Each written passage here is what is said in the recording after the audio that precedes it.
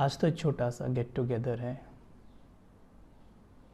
नहीं, पूछिए पूछिए। भाई जी, मन बहुत दुखी रहता है आजकल कई दिनों से। दुख थोड़ा की मेरे को लहर, बताएंगे आप? जैसे सुख, जैसे सागर में लहरें उठती है ना, एक के बाद एक लहर आती है, छुएगी आपको, भिगोएगी। वैसे ही दुख की भी लहर होती है और सुख की भी लहर होती है। दुख की लहर कैसे आती है? जब हमारे जीवन में कोई चीज़ हमारे अनुसार नहीं हो रही। माइंड यू, जब कोई चीज़ हमारे अनुसार नहीं हो रही, तब हम दुख क्रिएट करते हैं। वैसे वो चीज़ सही है, ड्रामा अनुसार सही है, उसमें कल्याण समाया हुआ है। और देखा जाए, आप पास्ट में देखिए, ऐसी कई घटनाएं हमारे जीवन में घटित हो चुकी हैं कि जब वो घटित हो रही थी तो हम कहते थे, हाय भगवान, ये क्या हो गया, ऐसा क्यों हो रहा है, आप क्या कर रहे हो, मेरा साथ क्यों नहीं देते, है ना। और कुछ समय पश्चात हम कहते हैं, अगर वो घटना ना घटित हुई होती उस वक्त, तो आज मैं यहाँ ना पहुँचता, है ना। यानी हमारे जीवन में घटने वाली हर एक घटना में ही कल्याण समाया होता है। तो बात ये कर रहे थे हम कि दुख की लहर क्या है, कि जब कोई चीज़ हमारे अनुसार वर्तमान में घटित नहीं हो रही होती है, तो हम दुखी होने लगते हैं। और फिर वहीं नहीं रुकते, हम उसको बयां भी करते हैं दूसरों के सामने। जैसे उदाहरण के तौर पर मान लीजिए कि आपके शरीर में कोई तकलीफ़ हो जाती है, आपके सर में दर्द रहने लगा है पिछले 2 दिन से। जैसे मान लीजिए कि आपकी आंखें हैवी रहने लगी हैं पिछले 2-4 दिन से, आपके सर में दर्द रहने लगा है पिछले 2-4 दिन से। तो आप जब भी किसी से मिलते हैं, यानी हम जब भी किसी से मिलते हैं, तो ये बातें करते हैं कि पता नहीं सर में बहुत दर्द है, आजकल पता नहीं सर में बहुत दर्द रहने लगा है। हमें जो भी मिलता है हम उससे बात करते हैं, और जब कोई नहीं मिलता है तो हम मन ही मन में ये बात दोहराते रहते हैं। हर बार मुख से निकली ये बात दुख की लहर बनती है। फिर वही लहर हमको छूती है, उस पानी की लहर की तरह। पानी की लहर तो केवल हमें गीला करती है, लेकिन दुख की लहर हमें बहुत दुखी करती जाती है। जितना ज़्यादा हम दुख क्रिएट करते जाएंगे या दुख की लहरों में गोते लगाते जाएंगे, उतना ज़्यादा हमारा चेहरा उतरता जाएगा, और उतना ज़्यादा हम अपने जीवन में नेगेटिविटी का आह्वान करेंगे, उतना ज़्यादा हम आह्वान करेंगे कि ऐसी चीज़ें हमारे जीवन में और अधिक घटित हों। तो यहाँ पर परमात्मा पिता कहते हैं, अगर आपको दुख की लहरों से न्यारा होना है तो प्रभु के प्यारे हो जाओ। वैसे तो दुनिया में कहते हैं प्रभु प्यारा तब होते हैं जब मृत्यु हो जाती है, यानी शरीर छूट जाता है। पर परमात्मा पिता कहते हैं कि जीते जी प्रभु के प्रेम में डूब जाओ। और जीते जी ही प्रभु के प्रेम में डूब सकते हैं, क्योंकि शरीर में रहते आत्मा मन बुद्धि का प्रयोग करती है, कर्मेंद्रियों के द्वारा कर्म करती है, परमात्मा को ध्यान लगा सकती है, उससे योग लगा सकती है, मेडिटेट कर सकती है, क्योंकि ब्रेन उसके पास है। ज्ञान को वो इसी वक्त ले सकती है, क्योंकि कानों से वो सुन सकती है, आंखों से देख सकती है। तो मस्तक के बीच में बैठकर अपने आप को रियलाइज़ करें कि मैं कौन हूँ। ये बहुत ज़रूरी है। सबसे पहले ये रियलाइज़ करें कि मैं एक आत्मा हूँ, मैं ये शरीर नहीं हूँ। शरीर तो केवल मेरा एक वस्त्र मात्र है। जैसे ये शर्ट है, इस शरीर पे पहना हुआ है, वैसे ही शरीर मुझ आत्मा ने कपड़े की तरह पहना हुआ है।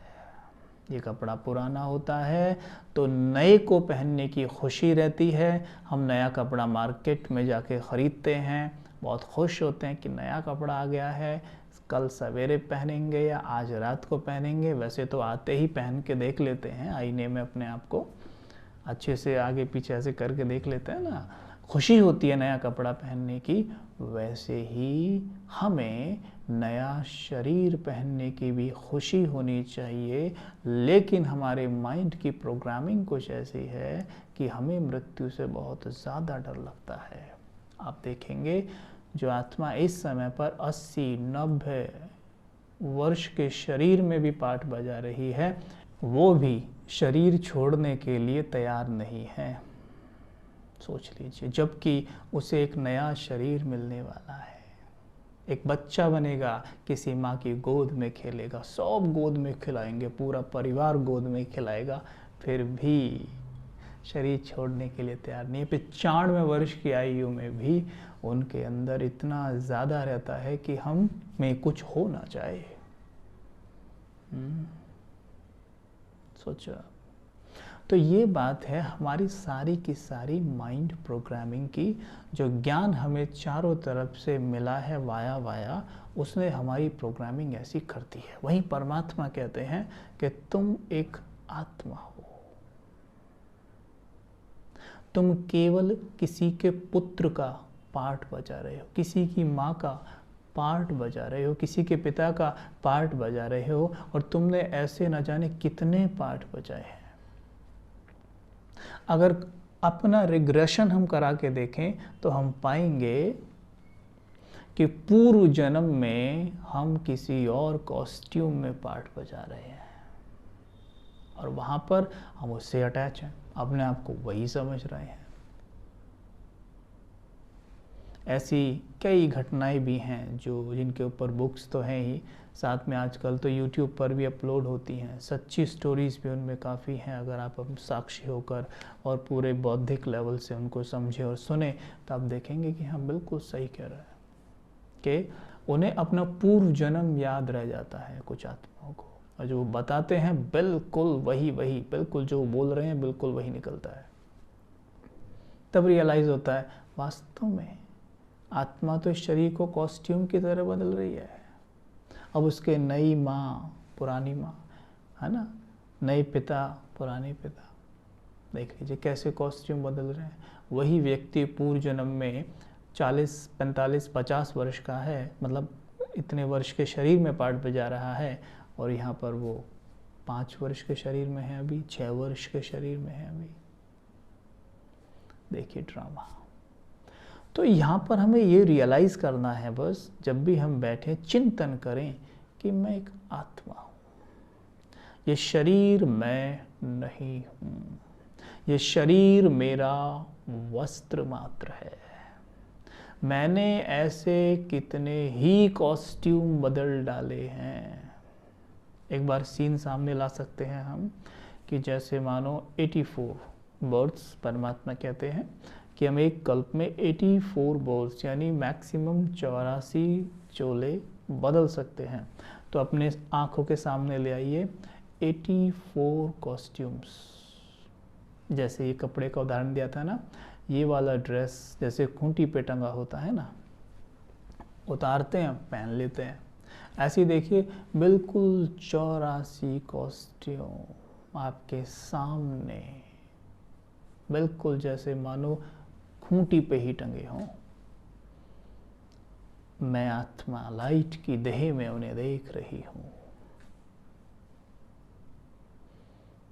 उतार के पहन लीजिए जौन सा कॉस्ट्यूम पहनना है।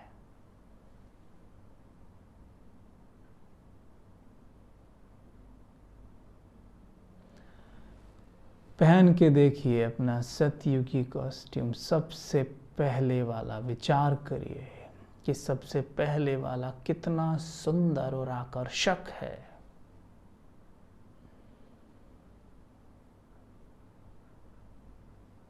जो हीरे रत्नों से जड़ित वस्त्राभूषण उस पर डाले गए हैं।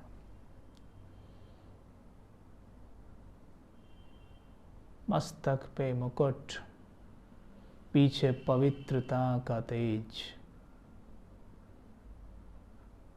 कंचन काया, सोने की तरह चमकता चेहरा।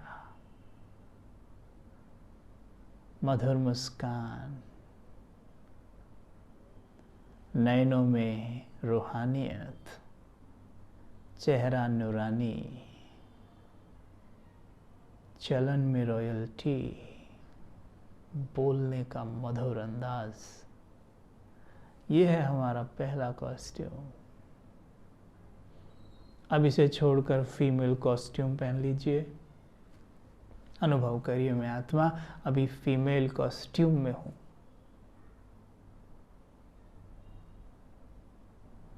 देखिए स्वयं को श्री राधे के रूप में, बिल्कुल उनके जैसा। मैं महाराज कुमारी, प्रिंसेस, वर्ल्ड प्रिंसेस। अब देखिए सौंदर्यता, महसूस करिए वो सौंदर्यता, प्रकृति की सौंदर्यता, आत्मा की वो 16 कला संपूर्णता, फुल बैटरी चार्ज।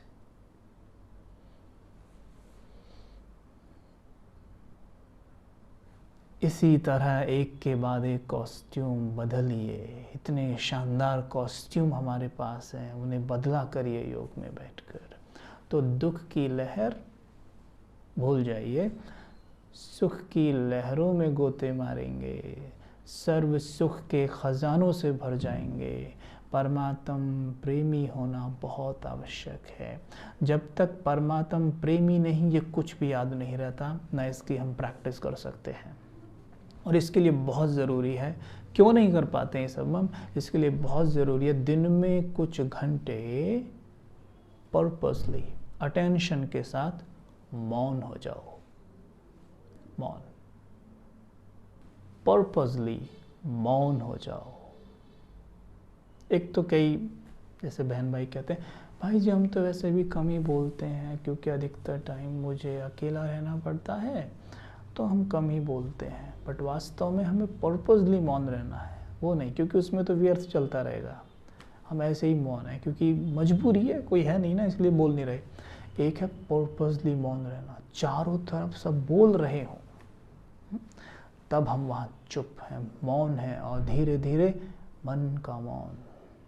मुख के मौन से मन के, मुख क्यों बंद किया है, मन के मौन के लिए क्या है ना, तो मुख बंद किया तो मन पे अटेंशन रहेगा। फिर जब मुख चुप है, मुख मौन है, तो फिर मन के मौन पे अटेंशन जाएगा। और जो परमात्मा वाक्य हम पूरे दिन स्टडी करते हैं या सवेरे सवेरे जो स्टडी किया है उसके चिंतन में चले जाइए कि आज ये बोला परमात्मा ने, आज ये बोला परमात्मा ने, आज ये बोला। इसके चिंतन में जाइए और देखिए माखन आएगा निकल के, और अंदर ही अंदर निर्माण होगा, कंस्ट्रक्शन, परिवर्तन होगा। जैसे ऑटोमेटिकली मुख से निकलता रहता है ना, जैसी परिस्थिति है बिल्कुल वैसी शब्द मुख से निकलते हैं। अच्छा चल रहा है सब कुछ तो कहते हैं हाँ जी सब बढ़िया, मतलब गड़बड़ हुआ तो हाय हाय हाय हाय होने लगती है। तो फिर वो नहीं होगा। जब मौन है तो ज्ञान तो याद रहेगा, रखना ही है, तो उसके बाद क्या होगा, हम परिवर्तन कर पाएंगे अंदर ही अंदर। दर्द है सर में, लेकिन कहेंगे क्या कि मैं संपूर्ण स्वस्थ हूँ। कई बार इसका कुछ उल्टा ही मतलब निकाल लेते हैं, अच्छा किसी को बताए ना हमारे सर में दर्द है, ये तो गलत बात है। आप डॉक्टर को बताइए, डॉक्टर आपको दवाई देगा, दवाई ले लीजिए। सबको बताने से क्या हो जाएगा, वो ठीक कर देंगे आपको नहीं। एक व्यक्ति जो ठीक ठाक मूड से भी, अच्छे मूड से आपके पास आता, उसके हाय मेरे सर में बड़ा दर्द है भैया, तो वो क्या कहेगा, ऐसे हो जाएगा। वो बहुत ज्ञानी आत्मा भी उस वक्त शायद ऐसा ना हो पाए, वो भी अच्छा दर्द है आपको, यानी उसने भी उस वक्त आपके लिए ना चाहते हुए भी अननोइंगली, अनअवेयर नेगेटिविटी ही भेज दी। और हमें चाहिए क्या थी उस वक्त, हीलिंग एनर्जी, पर वो दे नहीं पाई आत्मा, क्योंकि हमने उसको एकदम से बोल दिया कि मैं बड़ी परेशान हूँ, मैं बड़ी दुखी हूँ। वो एकदम से अच्छा बोलेगा भी नहीं, तो हम कई बार ऐसा कह देते हैं कुछ लोग, नहीं सब ठीक हो जाएगा, लेकिन अंदर उनको पता है कुछ ठीक होने वाला नहीं है, देखो इनकी हालत कितनी बिगड़ी हुई है। हम ऐसा बोलते हैं उनको जैसे ये हमें ठीक करके जाएंगे। अभी हमें आत्माओं से भी अपने लिए दुआएं ऑन करनी हैं और उनसे दुआएं लेनी हैं। वो कैसे होगा, इसके लिए भी विधि से सिद्धि, यानी विधि से ही पकड़नी ज़रूरी है, सिद्धांत के अनुरूप कार्य करना है। ऐसे नहीं सीधा बोल दिया, वो हमें क्या एनर्जी देंगे उस वक्त, नेगेटिव। हमारे पास कोई आया, वो आपको कहता है, देखता है कैसे ठीक हो, एकदम बढ़िया है जी, भगवान की देन है, सब कुछ प्राप्त है, भरपूर हैं, जितना शुक्रगुजार, जितना शुक्रिया करें परमात्मा का उतना कम होगा। वाह कितने खुश हैं ये, सदा खुश रहो। और वो चाहे बिना आपके लिए गलत सोचना तो सोच नहीं सकता, क्योंकि उस वक्त के लिए आपने उसका मन बदल दिया है। दवाई आपने डॉक्टर से ले ही ली, और शुक्रिया करिए परमात्मा का, अच्छी अच्छी बातें सोचिए, थोड़ी देर में स्वस्थ हो जाएंगे। आपके मन को टच किया जाएगा परमात्मा के द्वारा, आप ये खाइए ये मत खाइए, अपने आप टचिंग आएगी और आप देखेंगे हाँ एकदम ठीक हो गए। लेकिन परमात्मा प्रेमी ऐसा कर पाएंगे जिनका फोकस केवल परमात्मा पिता पर होगा, अपना संसार केवल एक उसको ही मानेंगे, क्योंकि वही तो एक बीज है ना, बीज तो वही है ना। अगर बीज पे फोकस हो जाए, वृक्ष तो पूरा अपना है ही, तो वहाँ फोकस कर लीजिए, अपने आप सब ठीक हो जाएगा।